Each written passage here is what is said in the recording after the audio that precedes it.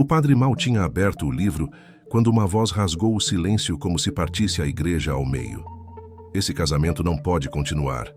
O som não ecoou apenas, ele quebrou o ar. Os vitrais vibraram, os murmúrios morreram instantaneamente e até o piano pareceu prender a respiração. A noiva congelou com um sorriso suspenso. O noivo empalideceu como quem reconhece um fantasma, e todos os convidados viraram ao mesmo tempo em direção à porta. Ali, enquadrada por um facho de luz que tornava tudo ainda mais impossível, estava ela. Rosto cansado, olhos queimando com algo que parecia misturar medo e certeza, e nas mãos trêmulas, um objeto que ninguém conseguia identificar, mas que carregava o peso de algo que nunca deveria ter sido escondido. Ela deu um passo à frente, com a firmeza de quem já não tem mais nada a perder. Esse casamento não vai continuar, repetiu, agora ainda mais clara, ainda mais fatal. E foi antes mesmo que alguém perguntasse quem ela era que o altar inteiro começou a ruir. Não por causa dela, mas por causa do que ela estava prestes a revelar. Horas antes, a mansão Valença despertava como despertava todos os dias. Silenciosa demais para uma casa daquele tamanho, polida demais para esconder seu vazio. Júlia caminhava pelo corredor principal com o balde de limpeza em uma mão e um pano úmido na outra, sentindo o leve cheiro de cera misturado ao café que Dona Helena preparava manhã após manhã, mesmo sabendo que o filho raramente sentava à mesa. A mansão parecia sempre pronta para receber um grande acontecimento, mas o que chegava dia após dia era apenas silêncio. O tipo de silêncio que denuncia uma vida que funciona por obrigação, não por afeto. Júlia já conhecia esse silêncio. Ele morava no rodapé da escada, nas frestas do piso, nas molduras perfeitamente alinhadas do corredor. Era o mesmo silêncio que escutou no dia em que entrou ali pela primeira vez, ainda adolescente, assustada, tentando ser útil o suficiente para não ser mandada embora. Com o tempo entendeu que as casas falam, e que aquela casa em particular sussurrava tristeza por trás das portas fechadas. O som de passos lentos a tirou dos pensamentos. Dona Helena surgia arrastando os pés, segurando na mão uma xícara que tremia só um pouco, não de idade, mas de preocupação. Sua expressão tinha a maciez de quem ama demais e a dureza de quem perdeu muito. Júlia sabia. Aquela mulher carregava na postura o peso de manter a família unida sozinha. "Bom dia, minha filha", disse Helena, num tom suave que nunca falhava. Júlia sorriu e devolveu o cumprimento com um respeito silencioso que as duas compreendiam sem esforço. Do andar de cima, a porta do escritório bateu. Passos firmes, pesados, atravessaram o corredor. Ricardo descendo com pressa, gravata desalinhada, olhar vazio. O tipo de vazio que não combina com fortuna alguma. Ele pegou apenas um pedaço de torrada da mesa, murmurou algo rápido para a mãe e saiu pela porta, como se fugir fosse hábito. A xícara de Helena tremeu só mais um pouco. Júlia observou tudo em silêncio, como fazia desde sempre. Ela enxergava rachaduras onde outros só viam porcelana brilhante. Percebia o que ninguém dizia, sentia o que ninguém assumia. Sabia que aquela casa estava cheia demais de memórias e vazia demais de esperança. Mas naquela manhã, embora não soubesse explicar, algo no ar pesava diferente. Um fio invisível parecia puxar todos os móveis, todas as paredes, todos os silêncios para um mesmo ponto, como se a mansão estivesse se preparando para guardar um segredo novo. Um segredo grande demais. E o que Júlia ainda não sabia é que ela seria a primeira a senti-lo chegando. A manhã seguia igual a tantas outras, até que o som inesperado de pneus sobre a brita do jardim quebrou a rotina com um estalo seco. Júlia, que organizava a cristaleira da sala de jantar, ergueu o rosto instintivamente. Aquele não era o carro do patrão, nem o da mãe, nem o dos poucos visitantes que ainda apareciam. Era um motor mais suave, quase moderno demais para aquele pátio acostumado a velhas caminhonetes e entregas discretas. Pela janela, ela viu o veículo branco estacionar diante da porta principal e uma figura descer com a leveza de quem pisa apenas onde quer ser vista. A mulher ajustou o casaco com um gesto ensaiado, deixou que o vento soltasse alguns fios de cabelo para parecer casual e olhou para a mansão como quem avalia o valor de algo antes mesmo de tocar. Júlia não soube dizer porquê, mas sentiu o estômago contrair, um aviso mudo, daqueles que o corpo entende antes da mente. A porta se abriu e Ricardo surgiu no topo da escadaria. Júlia reconheceu aquela postura imediatamente, o peito um pouco inflado, o sorriso vindo rápido demais. Os passos apressados para chegar até a convidada antes que ela percebesse qualquer insegurança. Fazia anos que não o via assim diante de ninguém. A mulher sorriu. Não um sorriso grande, não um sorriso tímido. Um sorriso preciso, medido, calculado. Laura Montenegro, ela disse, estendendo a mão, a voz tão suave que parecia derramar luz. Ricardo, que raramente se detinha em apresentações, segurou a mão dela por tempo demais.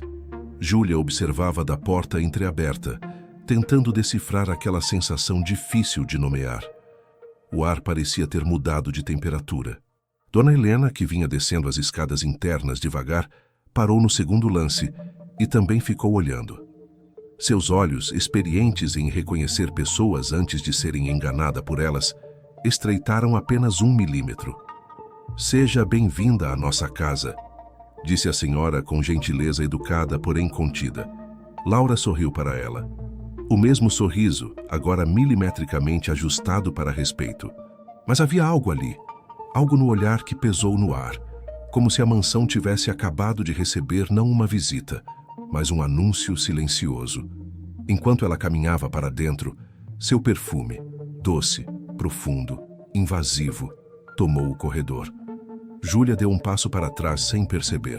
A mulher passou por ela sem realmente vê-la, como se fosse apenas parte da mobília, e foi exatamente esse pequeno gesto, quase imperceptível, que fez o arrepio subir pela nuca da faxineira. À mesa, Laura elogiou a casa com a suavidade de quem distribui flores, mas os olhos se moviam rápido demais, analisando cada detalhe, cada moldura, cada peça de prata. Quando falava com Ricardo, inclinava a cabeça de um jeito que parecia improvisado, mas não era. Quando falava com Dona Helena, o tom mudava. Doce demais, dócil demais, como quem põe açúcar na língua para esconder veneno. Júlia, enquanto servia o café, reparava em tudo. No modo como Laura tocava a mão de Ricardo sem necessidade, no brilho curioso quando perguntava sobre a empresa, no silêncio exagerado quando o assunto era família, e principalmente no modo como seus olhos, por um breve instante, pousaram sobre o quadro de herança pendurado acima da lareira. Um olhar rápido, quase nada, mas suficiente para fazer o coração de Júlia bater mais forte. Algo tinha entrado naquela casa. Algo que não combinava com a porcelana brilhante, nem com o cheiro de bolo de fubá que sempre saía da cozinha aos domingos. Algo que mudaria tudo, mesmo que ninguém ali estivesse pronto para admitir. E no fundo do peito, Júlia sentiu a certeza nascer como uma pequena fissura no vidro. Aquela mulher não estava apenas chegando, ela estava invadindo. Se essa história te pegou até aqui, se inscreve no canal, porque o que está prestes a acontecer vai mudar tudo. A presença de Laura na mansão não foi como a chegada de uma visita. Foi como a entrada de um perfume forte em um quarto fechado. No começo, parece agradável, mas aos poucos se torna impossível de ignorar. Em menos de uma semana, a casa inteira parecia exalar o rastro dela. Os corredores ficaram mais silenciosos, a sala de estar mais arrumada do que o habitual, os horários de Ricardo passaram a girar em torno das mensagens que ela enviava e até o som da geladeira na cozinha parecia ecoar diferente. Júlia observava tudo com o mesmo cuidado com que observava manchas difíceis. De longe pareciam pequenas, mas com atenção revelavam algo mais profundo, mais duro de remover. No início, foram detalhes, pequenos, porém inquietantes. Laura assumiu naturalmente o lugar ao lado de Ricardo nos jantares, mesmo quando ele chegava atrasado e exausto. Ria um pouco alto demais das histórias que ele contava. Tocava o braço dele com uma frequência calculada. E sempre que Dona Helena tentava iniciar alguma conversa pessoal, a jovem interferia, com uma delicadeza tão artificial que fazia o comentário da senhora desaparecer no ar. Certa noite, enquanto preparava a mesa, Júlia ouviu Laura comentar: "Ricardo, essa casa é grande demais para só vocês dois. Já pensou modernizar, renovar cômodos, atualizar valores?" Ela falou valores como quem fala de sentimentos, mas seus olhos miravam a planta da propriedade, aberta sobre a mesa. O garfo que Dona Helena segurava tremeu levemente, e Júlia viu. E Laura percebeu que Júlia viu. A partir dali, a faxineira passou a sentir a presença da noiva como se fosse uma lâmina. Toda vez que entrava num cômodo, os olhos de Laura a seguiam com um silêncio que pesava tanto quanto palavras. O pior aconteceu 3 dias depois. Júlia entrou no escritório para deixar documentos e encontrou a gaveta do cofre entreaberta. Não era seu lugar investigar nada, mas o detalhe a fez congelar.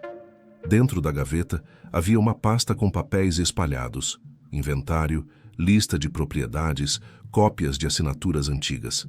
E sobre eles, uma anotação escrita à mão: percentual disponível após casamento. Antes que pudesse entender, passos ecoaram no corredor. Júlia fechou a gaveta num reflexo e se afastou, voltando ao papel de invisível. Mas o susto ficou preso no peito como um peso. Naquela noite, Helena a chamou na cozinha. "Júlia", disse a senhora, mexendo o chá sem olhar para ela, "você sente que tem algo errado?" A pergunta veio baixa, mas carregada de medo.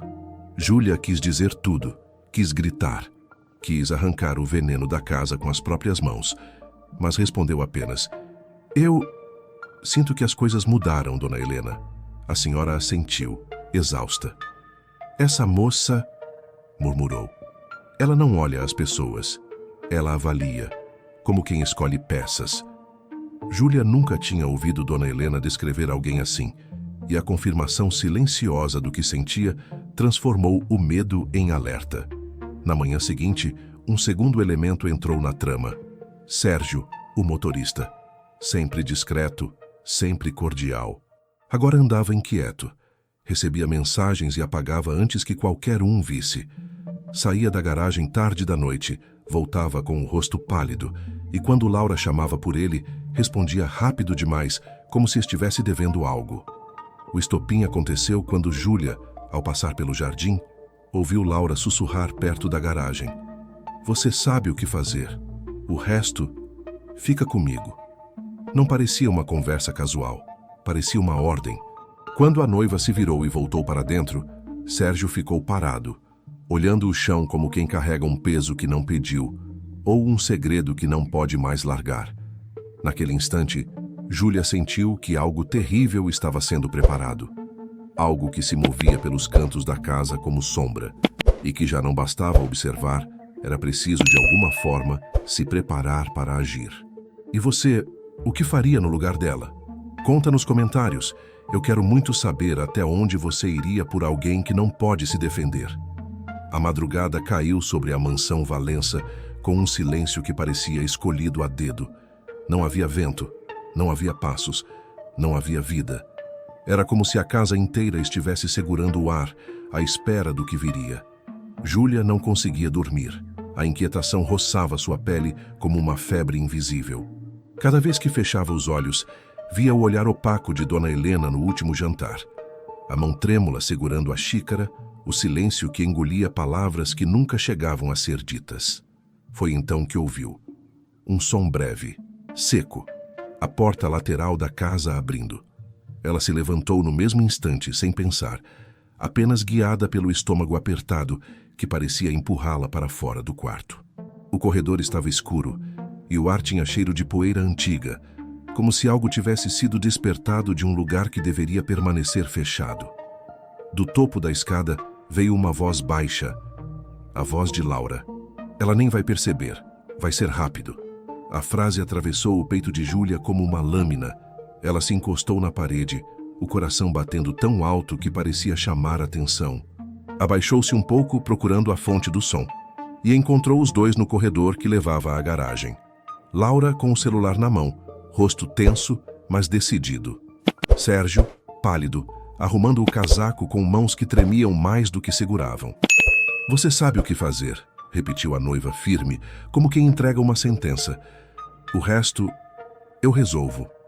Sérgio engoliu seco, mas não respondeu. Apenas assentiu. E então, como num pesadelo que corre em silêncio, Júlia viu Dona Helena surgir na porta do quarto, amparando-se na bengala, confusa com a movimentação fora de hora. Sérgio, por que tão cedo? Perguntou ela num sussurro cansado. Laura foi rápida, rápida demais para quem fingia doçura. Sogrinha, disse, sorrindo por cima da máscara de falsa preocupação. A senhora vai para um lugar especial, um descanso merecido. Vai voltar renovada. O sorriso, o tom, a mão apoiada no ombro frágil da idosa. Nada combinava com cuidado. Tudo transbordava controle. As pernas de Júlia ficaram fracas. Ela seguia cada gesto protegida pela sombra do corredor. Queria gritar, queria agarrar a senhora, queria esmurrar a parede até acordar alguém. Mas cada fibra do corpo dizia uma coisa. Se ela aparecesse ali, seria a próxima. O portão lateral abriu com um rangido longo e torto. Sérgio conduziu a idosa até o carro. Laura ajustou o casaco, conferiu o celular e sussurrou algo que nem o vento ousou carregar. Mas Júlia ouviu. Ouviu como se a frase tivesse sido dita ao lado do seu ouvido. Leva ela antes do amanhecer. Tem coisa que não pode esperar. A porta do carro bateu. O motor ligou. E aquele som de partida, foi o que partiu Júlia ao meio. Ela correu até a janela minúscula do quartinho dos fundos e viu a silhueta do carro se afastar pela estrada como um animal lento e doente. Um frio tomou seu corpo. Não era medo. Era certeza. Certeza de que Dona Helena não estava sendo levada para descansar. Estava sendo levada para desaparecer. Júlia apertou as mãos até sentir as unhas na pele.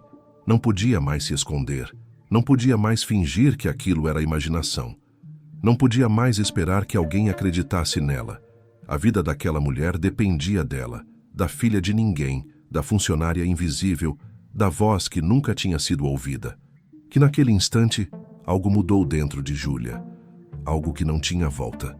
Um tipo de coragem que nasce quando o amor, mesmo o amor silencioso, fica mais forte que o medo. Se essa virada te arrepiou tanto quanto me arrepiou escrever, curte o vídeo agora. É esse apoio que mantém essas histórias vivas. O carro que levava Dona Helena desapareceu no fim da estrada como um risco apagado à força. Mas na pequena janela onde Júlia assistira tudo, a imagem continuava presa, como se tivesse sido gravada no vidro, no ar, no próprio corpo dela. Por alguns segundos, ela permaneceu imóvel, respirando de forma curta, tentando convencer o peito de que precisava voltar a bater com ritmo humano. Mas não havia ritmo humano depois daquilo. Júlia se afastou da janela devagar, como quem se levanta depois de um impacto forte e ainda não confia nas próprias pernas. O quartinho parecia menor, abafado, cheio demais de silêncio. Cada objeto comum, o balde, o pano de chão, o cobertor dobrado, parecia estrangeiro agora.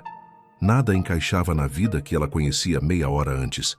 Ela fechou a porta com cuidado, como se o barulho pudesse denunciar que seu coração estava quebrado. Sentou-se na beirada da cama estreita e respirou fundo, tentando organizar pensamentos que vinham em redemoinhos. O cheiro da madrugada, uma mistura de terra molhada e poeira antiga, invadia o espaço pela fresta da janela. Era o mesmo cheiro que precedia tempestades quando ela era criança. E, de certa forma, uma tempestade era exatamente o que estava prestes a começar. As mãos de Júlia ainda tremiam. Ela olhava para elas como quem tenta decifrar se pertencem a uma pessoa que agiria ou fugiria. Por um instante doloroso, cogitou o impossível. Fingir que não tinha visto nada. Fingir que não era com ela. Fingir que uma funcionária sem voz não podia se meter naquela escuridão. Mas então a lembrança de Dona Helena, sorrindo para ela na cozinha, segurando sua mão com carinho, dizendo: "Você sempre teve alma boa, minha filha." Cortou qualquer possibilidade de retroceder. Júlia apertou o próprio peito, como se segurasse aquele afeto para não desmoronar. Ela se levantou. devagar. Olhou ao redor, como se esperasse que alguém surgisse da sombra. Porque agora ela sabia. Laura vigiava. Laura calculava. Laura eliminava tudo o que pudesse atrapalhar. E a mansão, tão grande, de repente parecia cheia demais de olhos invisíveis. Júlia deu 2 passos até o espelho rachado sobre a cômoda. A luz fraca revelou seu rosto pálido, os olhos dilatados, a respiração ainda descompassada. Mas havia algo novo ali, uma firmeza pequena, mas inabalável. Aquele tipo de força que não nasce do heroísmo, mas do desespero. "Eu não vou deixar ela sumir", murmurou. A voz falhou na primeira tentativa, mas ganhou fôlego na segunda. "Eu não vou." Ela abriu a gaveta inferior da cômoda e tirou de lá os poucos itens que possuía. Um celular antigo, rachado, uma carteira com trocados e um pedaço de papel com um número escrito à mão, de um primo distante que lhe devia um favor. Guardou tudo na bolsa como quem monta um kit de sobrevivência. O corredor estava escuro quando ela saiu. Somente a luz azulada do luar recortava as paredes como uma lâmina fina. A mansão inteira dormia, ou fingia dormir. O peso do segredo pairava no ar, e cada passo que Júlia dava parecia ecoar dentro do próprio peito. Ela parou na porta da cozinha e respirou fundo, sentindo o cheiro familiar do café frio ainda na cafeteira. Era absurdo, tão absurdo, que a casa estivesse igual, enquanto o mundo dela tinha sido arrancado do chão. Pela janela, Júlia viu a estrada vazia. A escuridão parecia chamá-la, e isso a assustou mais do que qualquer pessoa dentro daquela mansão. Mesmo assim, ela fechou a mão ao redor da bolsa e tomou a decisão silenciosa que mudaria tudo dali em diante. Ela iria atrás de Dona Helena, nem que fosse sozinha, nem que o medo a acompanhasse como sombra. E ao dar o primeiro passo para fora da cozinha, soube com uma clareza dolorosa. A Júlia, que atravessava aquela porta, não era a mesma que limpava piso e sorria baixinho. Era alguém que carregava uma promessa, feita no escuro, para uma mulher que ninguém estava disposto a proteger. Se essa parte te tocou de verdade, você pode apoiar esse trabalho com um Super Thanks ou se inscrever no canal. Histórias tão intensas só ganham vida porque você está aqui, junto, sentindo cada capítulo. Os dias que seguiram foram diferentes de tudo o que aquela casa já tinha vivido. A mansão Valença, antes silenciosa e pesada, agora parecia respirar de um jeito novo, como se tivesse finalmente aberto janelas que ficaram fechadas por anos. O sol entrava mais cedo, o cheiro de café parecia mais quente, e até o som dos passos ecoava com um ritmo menos triste. Mas nenhuma mudança era tão profunda quanto a que existia dentro de Júlia. Ela caminhava pelos corredores com a mesma delicadeza de sempre, mas algo nela havia se tornado maior. Não era arrogância, nem orgulho, era presença. Presença de quem viveu uma tempestade inteira de pé, de quem atravessou o escuro, voltou e trouxe alguém consigo. Dona Helena, ainda se recuperando, passava as manhãs sentada na varanda, enrolada em um xale claro. Às vezes observava o jardim em silêncio, às vezes chamava Júlia para sentar ao seu lado. Não falavam muito, não precisavam. O vínculo que nasceu entre as duas era daquelas coisas raras que não pedem explicação. Apenas existência. Ricardo, por outro lado, carregava no rosto a marca de alguém que viu o chão desaparecer e voltar apenas pela coragem de uma pessoa que ele nunca tinha realmente enxergado. Às vezes, ele se aproximava de Júlia com um misto de gratidão e desconcerto, como se ainda estivesse aprendendo a encontrar palavras que fizessem jus ao que ela fez. Não havia pressa. Alguns danos levam tempo para virar memória em vez de dor. Mas havia uma coisa que Júlia sentia com clareza. Ela não era mais invisível. Nem para aquela casa, nem para si mesma. Agora, governanta oficial, ela organizava rotinas, cuidava de horários, tomava decisões. Mas tudo isso era só consequência externa. A verdadeira mudança morava dentro, naquele ponto silencioso onde o medo e a coragem se misturam até virarem algo novo. Ela descobriu que tinha voz, que tinha peso, que tinha alma forte. E isso, para quem passou a vida observando o mundo de baixo para cima, era o começo de uma nova perspectiva. Às vezes, Sozinha no final da tarde, ela tocava na moldura da janela da sala e lembrava da noite em que viu o carro sumir na estrada. A dor ainda existia, mas agora era parte da história, não mais o centro dela. Era prova do quanto o amor, mesmo silencioso, pode ser mais poderoso do que qualquer máscara.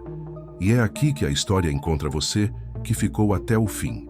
Porque talvez em algum momento da sua vida, você também tenha sido silencioso demais, ou invisível demais, ou forte demais sem perceber. Talvez você já tenha sido a pessoa que enxergou o que ninguém mais via e teve que decidir entre se calar ou agir. E se já passou por algo assim, mesmo que diferente, você entende o peso do que Júlia carregou. No fundo, esta história não é só sobre uma mansão, uma família ou uma mulher mal intencionada.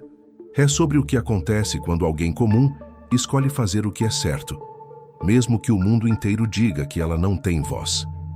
Às vezes, a coragem não faz barulho. Às vezes, o recomeço não precisa ser perfeito, só precisa ser verdadeiro. E às vezes, tudo o que alguém precisa é de uma pessoa que enxergue. Se você sentiu essa história no coração, se algo em você reconheceu a força silenciosa da Júlia, considere apoiar este canal com um Super Thanks ou se inscrever. Isso nos ajuda a continuar criando histórias profundas, humanas e cheias de vida. Histórias que também falam com você. E, claro, obrigado por ficar até aqui. Histórias como essa são intensas, mas necessárias. Se quiser seguir comigo, tem outro vídeo te esperando. E talvez ele também encontre você exatamente onde está agora.